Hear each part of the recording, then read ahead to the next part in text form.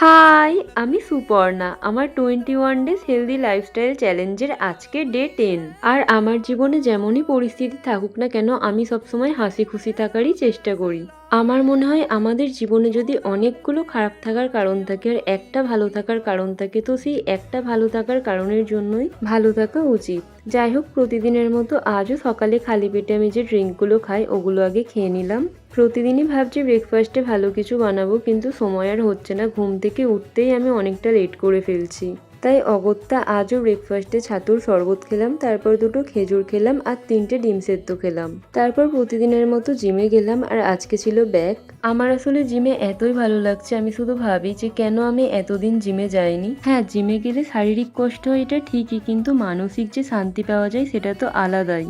তারপর ওই 3টে সাড়ে 3টের দিকে জিম থেকে বাড়ি ফিরলাম। বাড়ি ফিরে ফ্রেশ হয়ে লাঞ্চ করলাম। আজকে লাঞ্চের মেনুতে ছিল ভাত, মাছের ঝাল আর ডাঁটা আলু দিয়ে রুই মাছের ঝোল। তারপর একটু ফল খেলাম, আর বিকালের দিকে পিসিমশাই বাড়ি চলে যাচ্ছিল, আমরা ছাড়তে গিয়েছিলাম। পিসিমশাই দোলের দিন এসেছিল, আমরা থাকতে বলছিলাম আজকে অনেক করে, কিন্তু উনি তো থাকলোই না। আর পিসিমশাইকে ছাড়তে গিয়ে দই কিনেছিলাম সবার জন্য, মিষ্টি দই আর আমার জন্য টক দই। বাড়ি ফিরে ওটাই খেলাম। তারপর মা আমায় প্রসাদ দিল, ওটা খেলাম। আর সন্ধ্যের দিকে খেয়েছিলাম 1 কাপ গ্রিন টি। আর আজ তো ইন্ডিয়ার সাথে ইংল্যান্ডের সেমিফাইনাল ছিল, সন্ধ্যে থেকেই খেলা দেখছিলাম।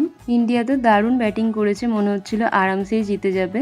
কিন্তু তারপর ইংল্যান্ড এত মারছিল, একটা সময়ের পর তো মনে হলো ইন্ডিয়া জিততেই পারবে না। যাই হোক, ফাইনালি ইন্ডিয়া জিতেই গেল, দারুণ খুশি হলাম। আর আজ ডিনারে ছিল রুটি আর ছোলার ডাল। ব্যাস এইটুকুই, টাটা।